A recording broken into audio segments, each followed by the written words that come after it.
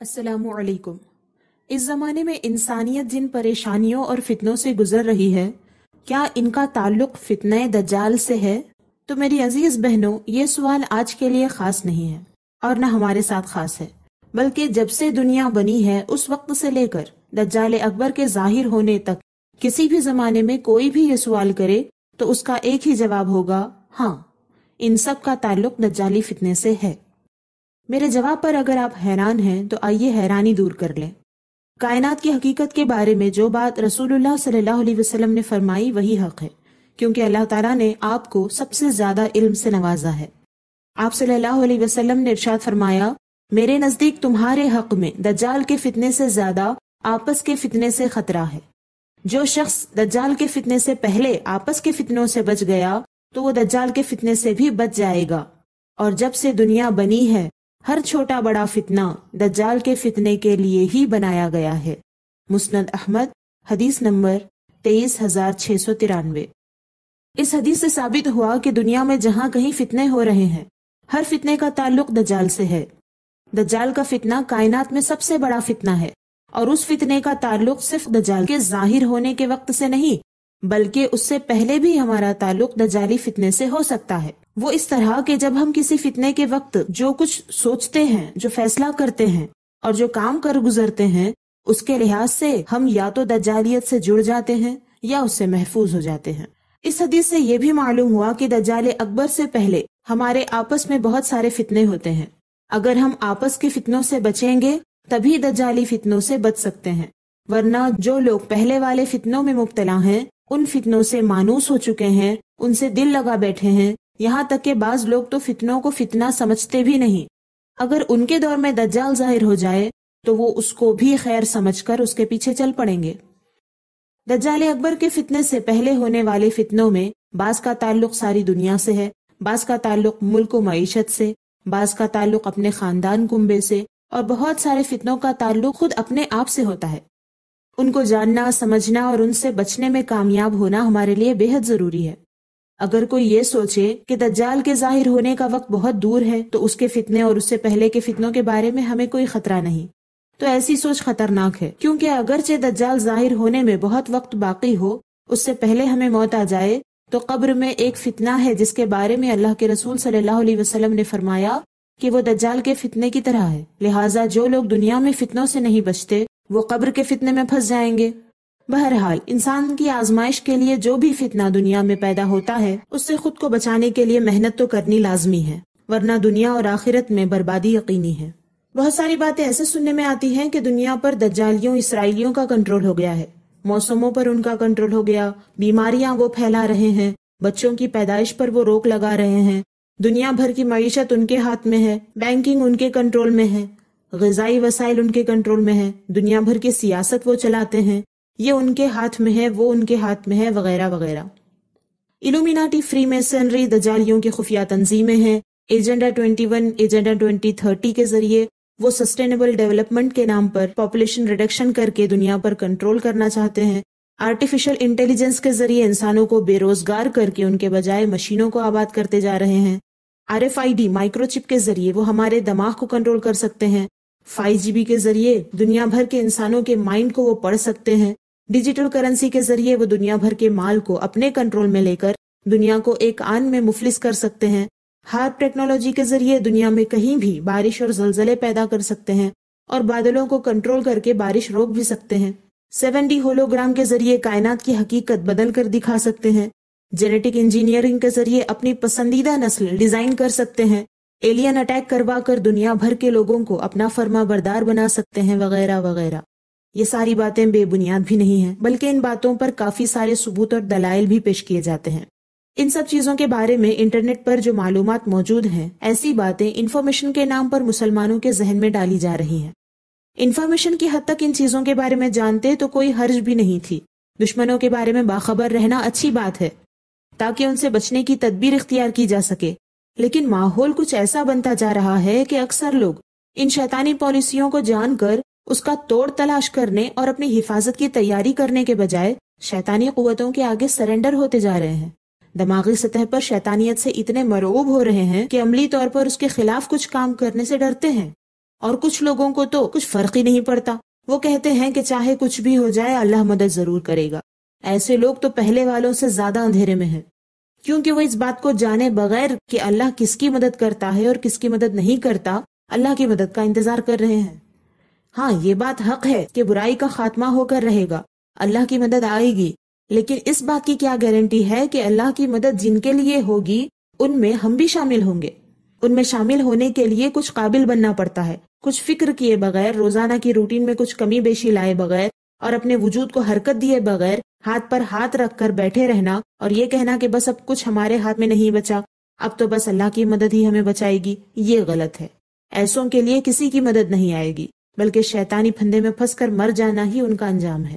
کچھ پڑھے لکھے مسلمانوں کا ان سب چیزوں پر یقین اور بڑھ جاتا ہے جب دجال اور اس کے فتنوں کے بارے میں حدیثیں بیان کرتے ہوئے اس کے ساتھ یہ باتیں بتائی جاتی ہیں۔ ان کو دیکھنے اور سننے والے حیرانی میں ڈوبے رہتے ہیں۔ ایسے میں ان سب باتوں سے آگاہ کرنے والے آخر میں بس یہ کہتے ہیں کہ ہمیں ان شیطانی طاقتوں سے بچنے کی ضرورت ہے، لیکن بالآخر سننے والوں کے ذہن میں ایک سوال تو رہ ہی جاتا ہے کہ ایسی غیر معمولی چیزوں سے کیسے بچا جا سکتا ہے؟ اتنی خطرناک باتیں جن کو سن کر ہی ڈر لگتا ہے، ان سے جب سامنا ہوگا تو کیسے بچیں گے؟ پھر ان میں سے اکثر لوگ خود ہی انکار میں جواب دیتے ہیں اور یہ فیصلہ کر لیتے ہیں کہ اب ان چیزوں سے بچنا ناممکن ہے، جبکہ ایسا نہیں ہے۔ ان فتنوں سے بچنا بالکل ممکن ہے۔ اللہ کا وعدہ ہے، بسم اللہ الرحمن الرحیم، یا ایھا الذین آمنوا علیکم انفسکم لا یضرکم من ضل اذا اہتدیتم الی اللہ مرجعکم جمیعا فینبئکم بما کنتم تعملون۔ اے ایمان والو، تم اپنی فکر رکھو، تمہارا کچھ نہ بگاڑے گا جو گمراہ ہوا، جبکہ تم راہ پر ہو۔ تم سب کو اللہ ہی کی طرف پلٹ کر جانا ہے، پھر وہ تمہیں بتا دے گا جو تم کرتے تھے۔ سورہ مائدہ کی آیت نمبر 105۔ اس آیت میں صاف صاف معلوم ہوتا ہے کہ اگر ہم خود کی فکر کریں، ہدایت پر رہیں اور ہدایت پر قائم رہنے کے لیے ہر جتن کریں تو کسی کا فتنہ ہمیں کچھ نقصان نہیں پہنچائے گا، اور اللہ سب کو جانتا ہے، محنت کرنے والوں کو بھی اور کاہلی کرنے والوں کو بھی اللہ جانتا ہے۔ جب واپس اللہ کی جانب پلٹیں گے تو وہ سب بتا دے گا کہ ہم ہدایت پر رہنے کی کوشش کرتے تھے یا اختیار ہونے کے باوجود بہانے بازی کرتے تھے۔ اللہ اور اس کے رسول نے تو ہمیں ایسی ہدایات دی ہیں کہ اگر ہم ان پر چلیں گے تو ایسے برے حالات پیدا ہی نہیں ہوں گے، لیکن اگر برے سے برے حالات پیدا ہو بھی جائیں، اس وقت بھی شیطان اور اس کے شر سے، اس کے نقصان سے بچنے کا طریقہ بھی ہمیں سکھایا گیا ہے۔ اس لیے جب بھی ہم ایسی خبر سنیں، کسی فتنے کے بارے میں سنیں، تو ہمیں چاہیے کہ اسلام کی روشنی میں اس کی حقیقت کو سمجھیں، تبھی یہ ممکن ہو سکے گا کہ ہم ان فتنوں سے بچ سکیں۔ اگر آپ چاہتی ہیں تو انشاءاللہ تعالی ان میں سے ایک ایک کے بارے میں علیحدہ ویڈیو بنا کر احادیث کی روشنی میں یہ بتانے کی کوشش کروں گی کہ ان میں سے ایک ایک فتنے سے کس طرح بچنا ممکن ہے اور اس کے لیے ہم کیا تدبیر اختیار کر سکتے ہیں۔ لیکن ابھی آج ہم ایسا بہترین فارمولا جانیں گے کہ جس کو اپنانے والے شیطان کا زور توڑنے میں بہت بڑے حصے دار ہو سکتے ہیں۔ پہلے حدیث مبارکہ سن لیتے ہیں۔ کنت ردیف النبی صلی اللہ علیہ وسلم فعثرت دابۃ فقلت تعس الشیطان فقال لا تقل تعس الشیطان فإنك إذا قلت ذلك تعاظم حتى يكون مثل البيت ويقول بقوتي ولكن قل بسم الله فإنك إذا قلت ذلك تصاغر حتى يكون مثل الذباب۔ ایک صحابی فرماتے ہیں کہ میں رسول صلی اللہ علیہ وسلم کی سواری پر آپ کے پیچھے بیٹھا تھا کہ سواری اچانک لڑکھڑا گئی، تو میں نے کہا کہ بیڑا غرق ہو شیطان کا۔ آپ صلی اللہ علیہ وسلم نے فرمایا کہ یہ مت کہو کہ شیطان کا بیڑا غرق ہو، کیونکہ جب تم یہ کہتے ہو تو شیطان اس پر پھولے نہیں سماتا، یہاں تک کہ پھول کر ایک گھر کی طرح ہو جاتا ہے اور کہتا ہے کہ اس نے میری قوت تسلیم کر لی، بلکہ کہو بسم اللہ، کیونکہ جب تم بسم اللہ کہتے ہو تو وہ اتنا ذلیل ہو جاتا ہے کہ مکھی کے برابر چھوٹا ہو جاتا ہے۔ حوالہ ابو داؤد شریف۔ اس حدیث میں ہمیں بتایا گیا کہ کسی تکلیف کے پہنچنے پر برا بھلا کہتے ہوئے بھی اس کام کو شیطان کی طرف منسوب نہ کرو، کیونکہ اس سے اس کو خوشی ملتی ہے کہ انسان نے اس کو طاقت والا مان لیا، بلکہ یہ کرو کہ اللہ کا نام لے کر اللہ کی پناہ طلب کرو۔ اس سے شیطان ذلت محسوس کرے گا کہ کچھ بھی ہو جائے اللہ کا بندہ تو صرف اللہ ہی کی قدرت مانتا اور اسی کو یاد کرتا ہے۔ اس طرح شیطان اپنی اوقات میں رہے گا، اللہ کے بندوں کو ستانے کی اس کی ہمت پست ہو جائے گی۔ پیاری بہنوں، ہمیشہ یہ یاد رکھو کہ ساری کائنات اللہ کی ملکیت ہے، اللہ کے سوا ایک تنکے پر بھی کسی کا کنٹرول نہیں ہے اور نہ کبھی ہو سکتا ہے۔ ہر خیر و شر کا مالک اللہ تعالیٰ ہے، ہمارے ساتھ اچھا یا برا ہماری سمجھ کے مطابق جو بھی ہو رہا ہے وہ اللہ کی جانب سے ہماری آزمائش کے لیے ہے، اور اس دنیا میں اس نے خیر اور شر دونوں کو انسان کی آزمائش کے لیے رکھا ہے۔ اللہ تعالیٰ فرماتا ہے وَنَبْلُوكُمْ بِالشَّرِّ وَالْخَيْرِ فِتْنَةً وَإِلَيْنَا تُرْجَعُونَ، اور ہم تمہاری آزمائش کرتے ہیں برائی اور بھلائی سے جانچنے کو، اور ہماری ہی طرف تمہیں لوٹ کر آنا ہے۔ سورہ انبیاء آیت نمبر 35۔ جو سمجھدار ہوتے ہیں وہ شر میں بھی خیر تلاش کر لیتے ہیں، یعنی ایسے حالات جن کو سب لوگ شر سمجھ رہے ہیں، برا سمجھ رہے ہیں، ان میں بھی ہمارے لیے جو خیر چھپا ہوتا ہے اس کو حاصل کر کے ہمیشہ خیریت سے رہتے ہیں اور امتحان میں کامیاب ہو جاتے ہیں۔ اور ناسمجھ جو ہوتے ہیں وہ خیر میں بھی شکوہ شکایت کر کے اس میں اپنے لیے شر جمع کر لیتے ہیں۔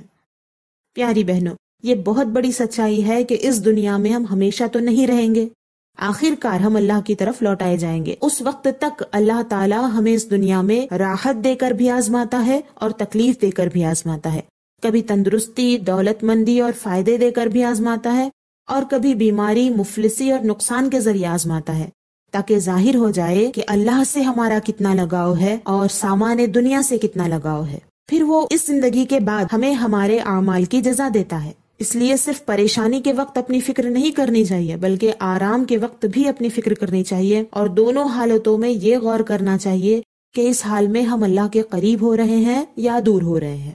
خوشی ہو یا غم، دونوں حالتوں میں خود کو اللہ کے قریب ہوتا ہوا پاؤ تو سمجھو کہ صحیح راستے پر چل رہے ہیں اور امتحان میں کامیاب ہو رہے ہیں، اور اگر اللہ سے دوری محسوس کرو تو سمجھو کہ فتنے کا شکار ہو گئے ہیں۔ شیطانی دجالی ایجنڈے کوئی نئی بات نہیں ہے، ہاں ان کی ظاہری شکل و صورت ہر دور میں الگ ہوتی ہے۔ انسانیت کے دشمن شیطان اور اس کے چیلے ہر دور میں اپنی دشمنی کی جلن میں انسانیت کو نقصان پہنچانے کی کوشش کرتے ہی رہتے ہیں اور طرح طرح کے فتنے پیدا کرتے ہیں۔ اللہ تعالیٰ نے بھی انہیں مہلت دے رکھی ہے اور ان کے وسوسوں اور فتنوں کو انسان کے لیے آزمائش بنایا ہے کہ آیا انسان شیطانی دھوکے میں آ کر اپنے رب کے حکم کو بھول جاتا ہے یا پھر اپنے رب کا مخلص بندہ بن کر وہ شیطان سے محفوظ ہو جاتا ہے۔ یہ شیاطین اپنی چالوں میں سے اتنے ہی کام کر پاتے ہیں جتنا اللہ کا اذن ہوتا ہے، اور اللہ تعالیٰ انسان کو بھی کئی اختیارات عطا کرتا ہے اور انہیں اپنے فرشتوں کے ساتھ خاص حفاظت میں رکھتا ہے۔ جب تک بندہ خود اس حفاظت کو نہیں توڑتا، اللہ کی پناہ میں وہ محفوظ ہوتا ہے۔ ان سب باتوں سے انجان رہ کر اگر کوئی کسی تکلیف کے پہنچنے پر اس تکلیف کو شیطان کی طرف منسوب کرتا رہے تو شیطان اپنے آپ کو بہت بڑا سمجھنے لگتا ہے اور یہ سوچ کر خوش ہوتا ہے کہ وہ انسان کو تکلیف پہنچانے میں کامیاب ہو گیا اور انسان نے اس کی طاقت کا لوہا مان لیا۔ انسان اگر برائی اور برے لوگوں کو دیکھ کر ان کا ہی چرچا کرتا رہے تو شیطان اپنے آپ کو بڑا سمجھنے لگے گا اور اس کی ہمت بڑھ جائے گی۔ حالانکہ حقیقت یہ ہے کہ شیطان صرف انسان پر برائی کو پیش کر سکتا ہے، اسے اس کام کے کرنے پر مجبور نہیں کر سکتا۔ اس برائی کو قبول کرنے یا اس سے بچنے کا اختیار اور طاقت اللہ نے ہر انسان کو دی ہے۔ انسان اگر اللہ کی پناہ مانگ کر اس برائی سے بچنا چاہے تو ضرور بچتا ہے۔ اس لیے جب بھی کسی شیطانی دجالی ایجنڈے یا پروپیگنڈے کے بارے میں سنیں تو ہمیں چاہیے کہ اس سے گھبرانے یا مرعوب ہونے کے بجائے فوراً اللہ کا نام لیں، اللہ کی طاقت و قوت، اس کے علم و قدرت کے بارے میں جانیں، پڑھیں، اللہ کے فرشتوں کے بارے میں جانیں۔ اللہ تعالیٰ نے انسان کے اندر جو طاقت رکھی ہے جس کے ذریعے وہ ہر شیطانی فریب سے خود بھی بچ سکتا ہے اور دوسروں کو بھی بچا سکتا ہے، اس کے بارے میں جانیں۔ اللہ کی پناہ میں آئیں، اللہ کی پناہ میں آنے کے طریقے سیکھیں، اس کے بعد اس شیطانی ایجنڈے کے بارے میں تحقیق کریں، اس مسئلے کی گہرائی کو سمجھیں کہ کس حد تک وہ شیطانی چال انسانیت کے لیے نقصان دہ ہے، اس کے بعد اس سے بچنے کی وہ تدبیر جو اللہ اور اس کے رسول نے بتائی ہے اس کو اختیار کریں۔ اس چینل کو سبسکرائب کریں یا نہ کریں آپ کی مرضی، لیکن ویڈیو کو دوسروں میں شیئر ضرور کیجیے، کیونکہ یہ چینل حالات کے لحاظ سے اس لیے بنایا گیا ہے تاکہ فوراً سے پیشتر ہم خود پر بیت رہے حالات کو سمجھیں، اللہ کی مرضی کو سمجھیں اور توبہ اور ایمان پر امن و سلامتی کے ساتھ زندگی اور موت نصیب ہو۔ اپنے اور اپنے بچوں کا خیال رکھیں، اللہ کے ہو کر رہیں۔ اللہ حافظ۔